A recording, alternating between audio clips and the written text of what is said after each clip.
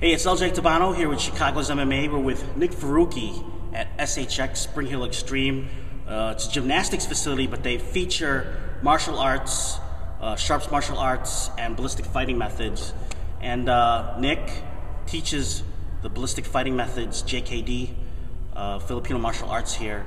Tell people about your background, Nick. My background, like a lot of other people, I came out of traditional martial arts background. I did the taekwondos and the kung fus and several different arts.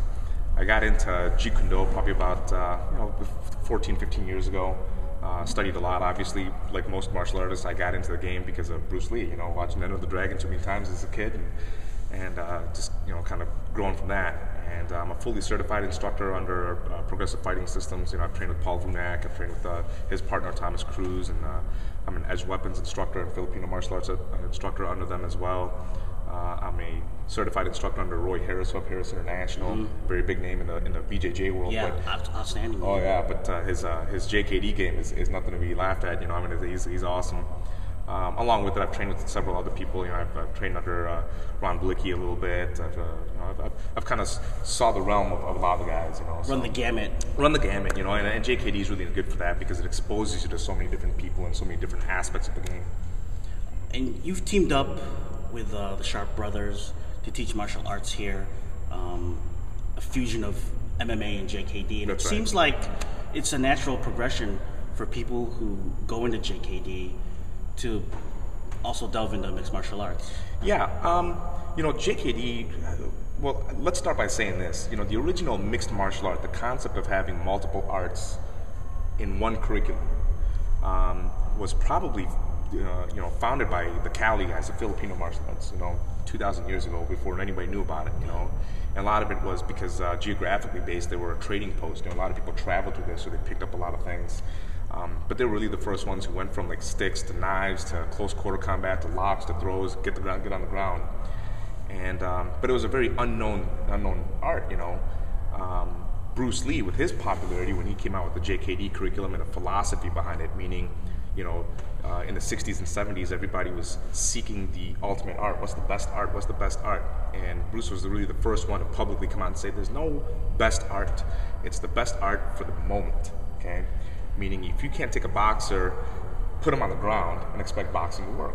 You can't take a BJJ guy and make him stand up in a long-range kicking match, like a Sabat or a Muay Thai guy, It's not going to work. So Bruce was the first person to really come out and openly say, look, we need to delve into several different arts and develop a game, where we have familiarity everywhere, So I really kind of, and Dana White from the UFC, on a show. Just giving credit to Bruce Lee. Yeah, absolutely. And some of the best guys, I think, trainer-wise, in the UFC game today, or the mixed martial arts game today, are JKD guys.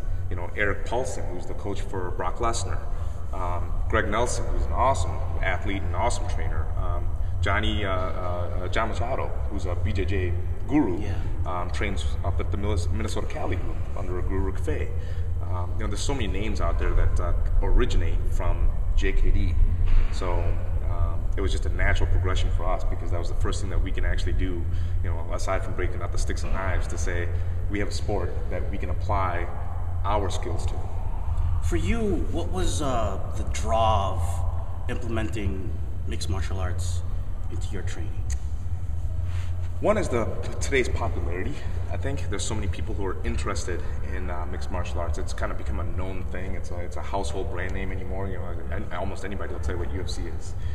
The other part of it is because it really solidifies the philosophy behind Jeet Kune Do. Meaning having to be able to flow from one place to another and having multiple arts, and being able to transition amongst these arts as well, not just be like, oh, I know a little bit of jiu-jitsu and I know a little bit of Muay Thai, but I can't put the two together, We teach you how to put it together, So the big thing for the draw for me was to be able to take today's day of combat, right, and be able to apply our philosophies and show how it works and show how we help spearhead what we're seeing today.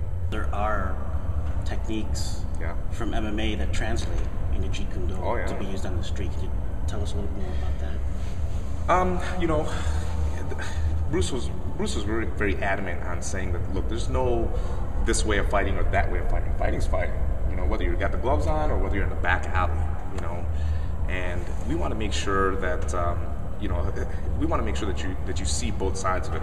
Now, you know, if you're working with a handful of punches, if you're working with a jab, cross, hook, and uppercut, can I put that in the street game? Absolutely. That's what you see every day, you know. So if I can use the same tools in the ring that I can outside, well, why wouldn't we have that connectivity? You know? And what about weapons? Because, you know, there's an MMA practitioner out there who's thinking this doesn't translate to the I was waiting for you to ask that. Why would I want to pick up a stick, or why would I want to knife spar? Yeah, absolutely. I was waiting for you to ask that. I was hoping you'd get to that. But here's the truth of it. And for those of you guys, some of you may or may not disagree. Some of you may have just never been exposed to it. But for the guys who have been exposed to it, they'll tell you.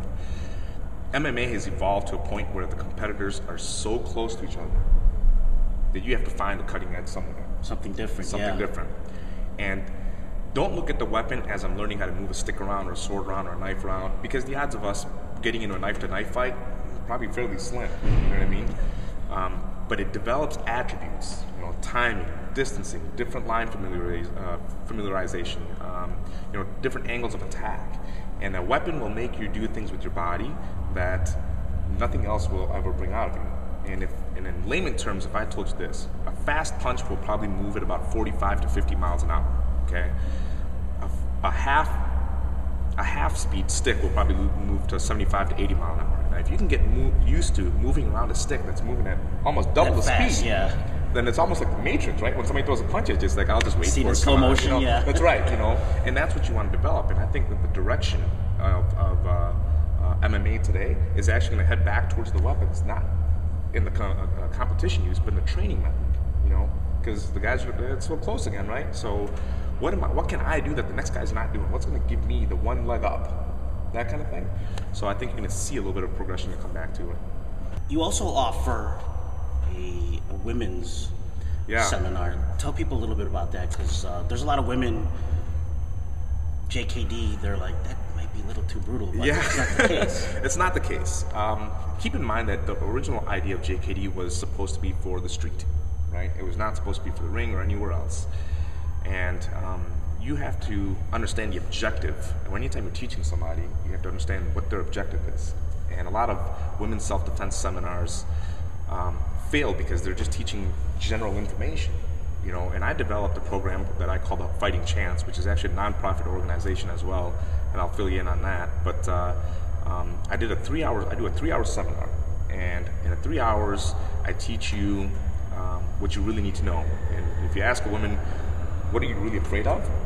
I'm afraid of the dark alley. I'm afraid of somebody grabbing on from behind, or grabbing me from the side, or you know, pulling me down to the ground. Well, this is the type of thing I'm going to teach you how to deal with. And we're going to deal with gross motor movement, which is not altered by stress. And we're going to deal with tactics such as eye gouging, biting, and kneeing to the groin, but we're going to put it in rapid succession. And we're going to make it so natural for you to do that. The difference between the Fighting Chance program and a lot of the other programs that you see out there, and mind you, any training is good training, okay? But the difference is that I'm not going to teach you punches and kicks, because there's an assumption with punches and kicks. So I'm 3 feet, 5 feet, 6 feet away. And a woman who's going to get attacked is probably going to be in close quarter combat to the ground instantly. You know, so you have to develop that range. So Fighting Chance has really gotten me some national popularity. I traveled through the country teaching the program. I've had people from other organizations come out and try out my program, and they teach a women's program, and they've walked away and said, hey, your program's just that much better than ours. It just makes more sense. It's easier. So I'm very proud of it. And it was developed after hundreds and hundreds and hundreds of hours of volunteering at domestic violence shelters and talking to people and listening to, they'll tell you everything you want to know. So we developed it specifically for women's needs. So people on the web want to find you and learn more about you. Yeah. How do they get in contact with you also to train here? Yeah, you can come on out anytime you like. I mean, our facility is located at 2750 Pinnacle Drive in Elgin, Illinois, 60124. We're right off of Randall Road and I-90. We're just a mile north. I'm here all the time. I'm one of the managing staff here. You can find me online at www.ballisticfightingmethods.com.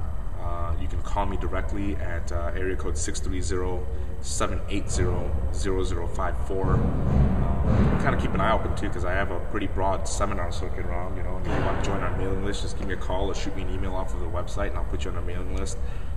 Who knows? I might be in your neighborhood coming soon. You know. Should we be scared? I wouldn't be. You know, I'm here to teach you, not to fight with you, So, yeah. Awesome, Nick Farooqui. Yeah, I appreciate you having us on. Yep. Yeah, Thank check you him out, Elgin, Spring Hill Extreme. Absolutely. Come on down.